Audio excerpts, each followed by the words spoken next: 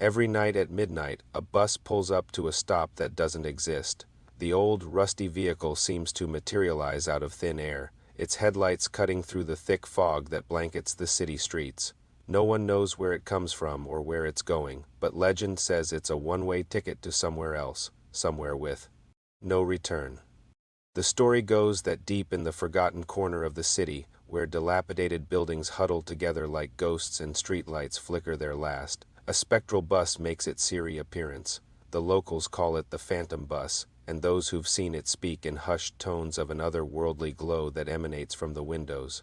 A beacon in the fog that beckons the lost and the lonely. They say the bus is always empty except for the driver, a gaunt, pale-faced man who never speaks. If you were to board the bus, you would vanish from this world, leaving behind all your troubles, all your memories, all your regrets. Some say you'd find peace in the end, but others claim your tormented soul would be trapped forever. In the static-filled void between radio stations, your voice would be heard, but only by those who knew the frequency, whispering your hopes and dreams into the abyss. The image of the bus has been burned into my mind ever since I first saw it. A chill wind snaking down the alley, the smell of wet leaves and decay, and then the sudden burst of light from the end of the street. I turned and ran, the bus number glowing ominously in the darkness. It read 000. There was something about the way the numbers danced in the shadows, something that made me feel as though I was being watched, hunted.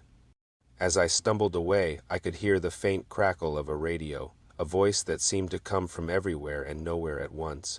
It was a woman's voice, singing a mournful song that echoed the emptiness of the street. I couldn't understand the words, but I felt their meaning seep into my bones, cold and desolate. I never looked back, but sometimes when I'm driving late at night, I swear I see the bus at the edge of my vision, a fleeting glimpse of pale moonlight on metal, the mournful song of a woman whose voice is not of this world. And I wonder, would you get on?